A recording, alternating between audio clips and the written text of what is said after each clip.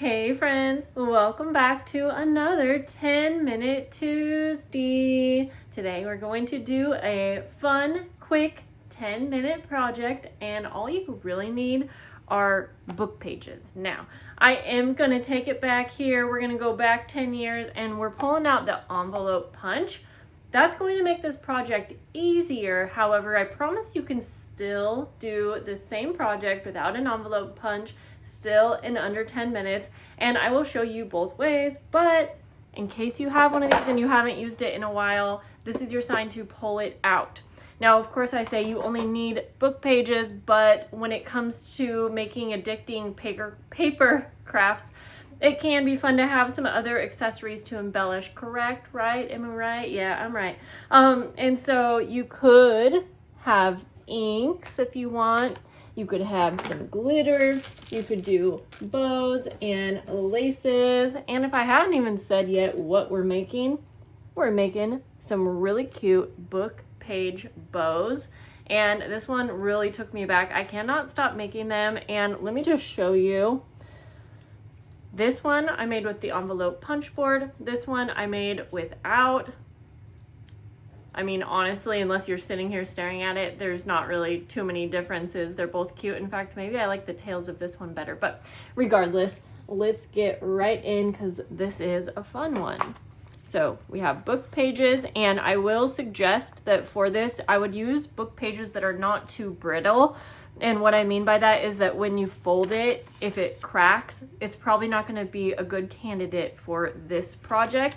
But thin paper is fine. That will work. I kind of like if you're familiar with Reader's Digest books, that will work great. I guess sometimes those are kind of crispy. But, you know, just something with an in-between. Think printer paper. That's what I would suggest.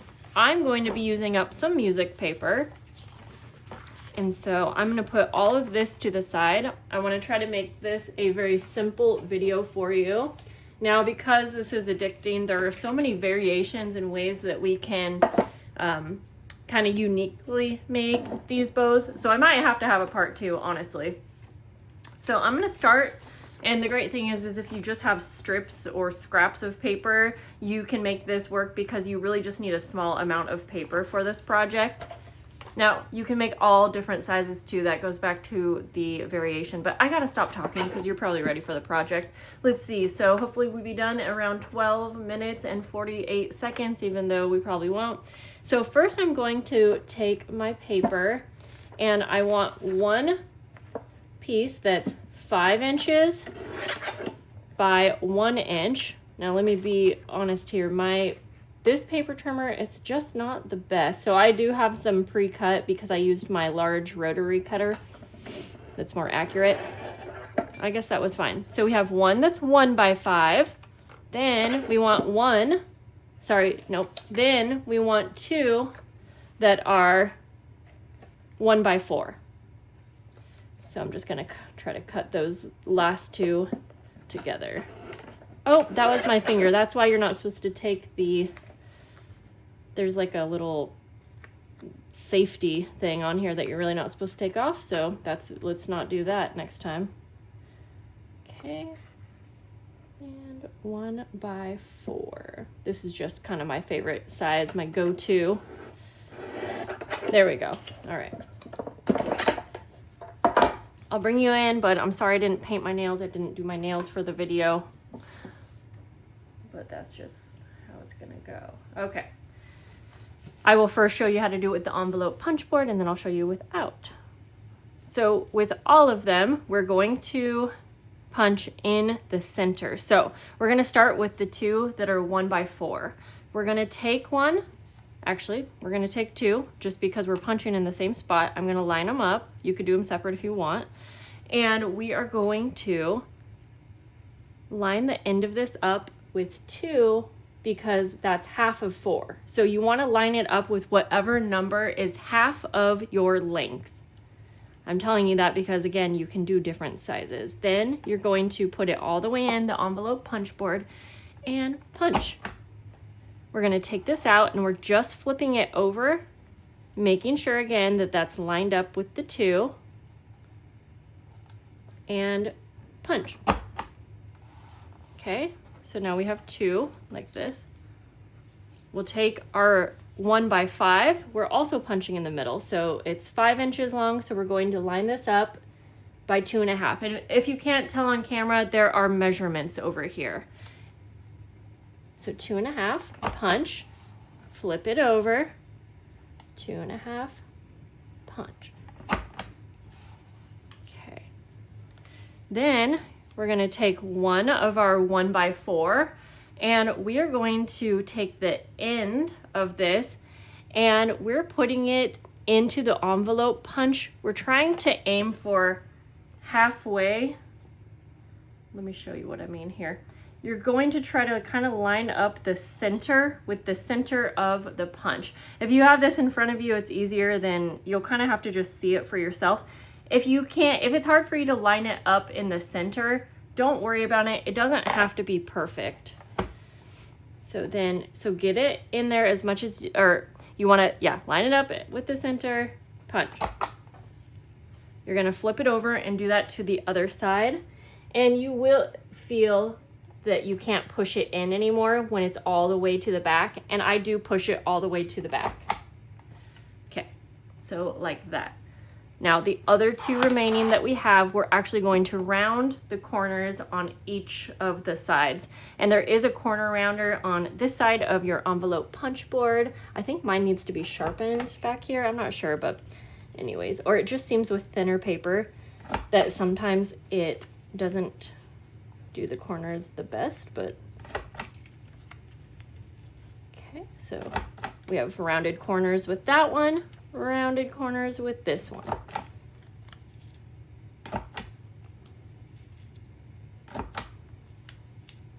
There we go. Okay, let's move all that to the side. So now, if you want, I think now is a good time to ink up the edges. You don't have to, you can do whatever you want, but I feel like for book pages, it does add a nice little detail, but there's probably lots of different ways that you can embellish, like I was saying. I'm just gonna do it quickly since it's not really the most important part of putting our bows together. Okay, so we're going to set the side that, or the strip that has the little fishtails aside. We're going to take the other 2 with the rounded corner, and if you happen to have your bone folder, you can use this. You also don't have to. I'll show you one with and one without.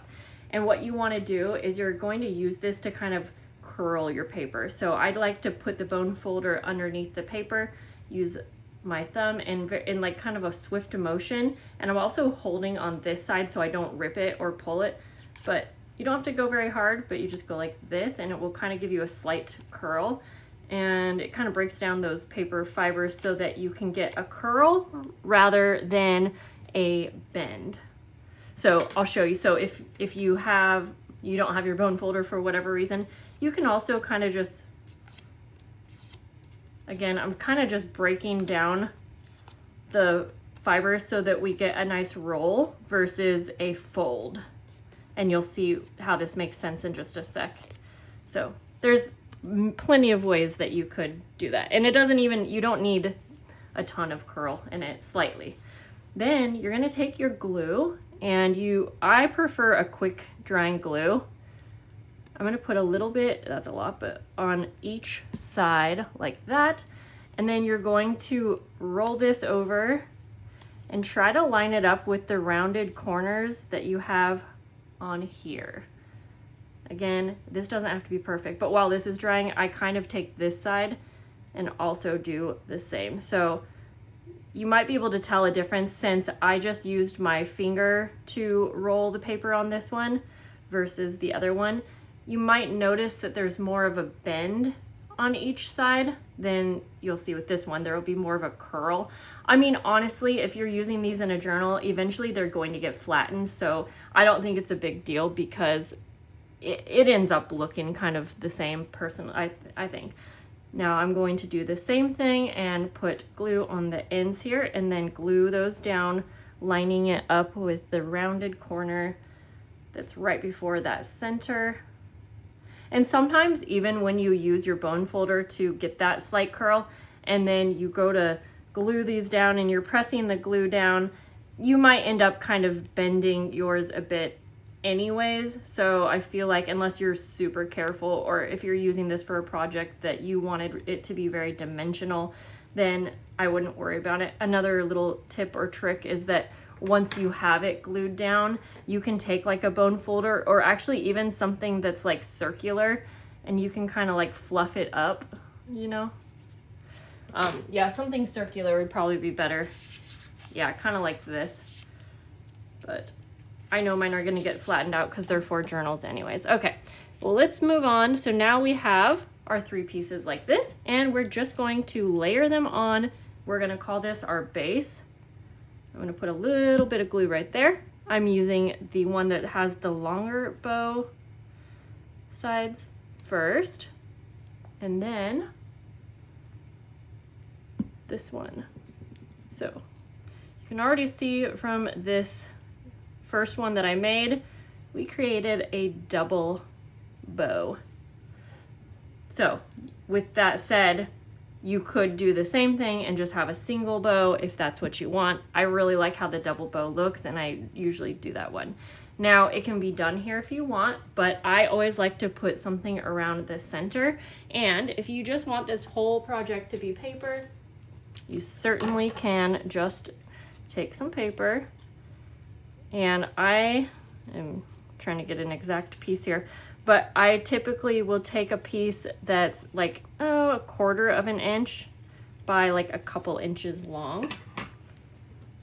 You just want it to be skinny enough to go around the center, and then I put a little dot of glue. I always start on the top or the front and glue that down like that, the little strip, and then you will just wrap it around. So you could totally use lace. You could add cute little centers to this, such as buttons, little flowers, things like that. That is where the fun comes in. I'm just gonna cut because mine's a little too long, and boom. Okay, look at that. We did that in 10 minutes or less, and that was with me, you know, showing you the slower version, going through all of the steps, but you could probably make several of these in 10 minutes, honestly. Now, as promised, I'm going to show you how to make one without the punch board. So we're going over the 10-minute mark for that, but there we go. How cute are these? And I think they would be really cute on like a paper clip. You could take, I have like a hidden paper clip here that I made out of paper. Excuse me. You could do 2 different book pages and glue it on like that. I mean, so many fun different ways. I love the little center, flower center there. And then this one has some sparkly trim. But okay, let's get on to it. I'm still gonna do the same measurements, and I'm still going to do a double bow. And I have to turn my heat off because it is toasty in here for some reason.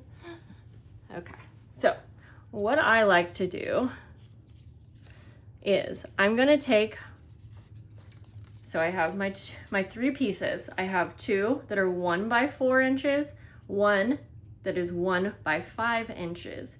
And we're going to essentially fold all of these in half, and I like to do it in one little swoop. So I'll take the 2, fold them in half. Try not to crease it too much though. Take your 1 by 5, fold it in half. Again, don't crease it too much. And I just like to put these all together. And you're going to cut, it's kind of hard to say what shape this is, but you want, I'm gonna just do it here. We're cutting kind of like a half circle, but out of the corner here. So leaving like a 1/4 of an inch little tail. So I like to go up a little bit and then like that. You might want to play around with the shape because there's plenty of different like ways you could shape yours. Like this and like that. And mine is not, it's not going to be perfect when it's handmade like this, or, you know, without a little machine, but that's why you need to go buy yourself an envelope punch board, but that's a different story.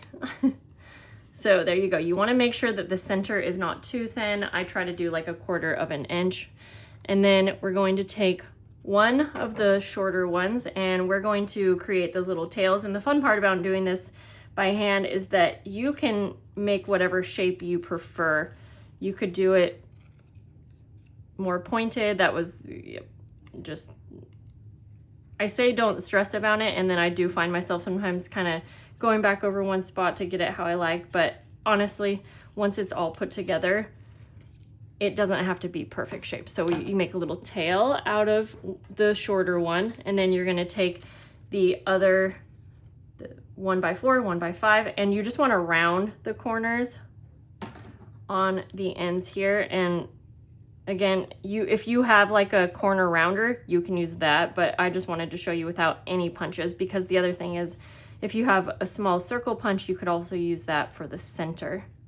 But I think once you see this, you'll kind of figure out what tools you have and what you might be able to use to recreate the bow easily at home with what you got. Okay, and then we're going to be doing the same thing where we're going to glue in the two ends. And I'm not even gonna curl these ones. For this, I'm just gonna show you kind of a very quicker version. And it looks kind of funny when you just get the first one done. That's why I really like to layer them. I feel like it adds a nice look. And then we will glue the two ends here, going towards the center.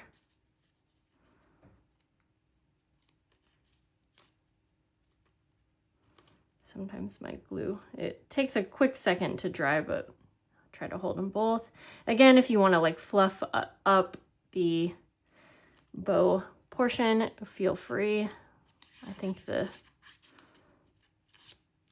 circular pen probably works best.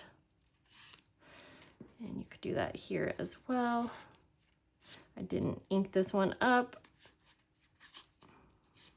Then we will just go ahead and glue these down layered on top of one another. I try to make sure too that like my seams are face down.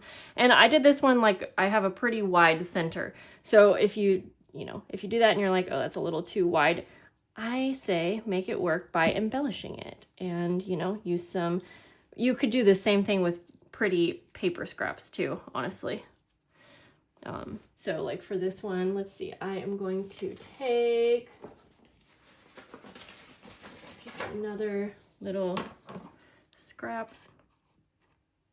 I'm going to make this a little bit wider than my last one, since I have more space on the center here. And then you can just go ahead, and this is actually scrapbook paper, so it has some pretty little images on it.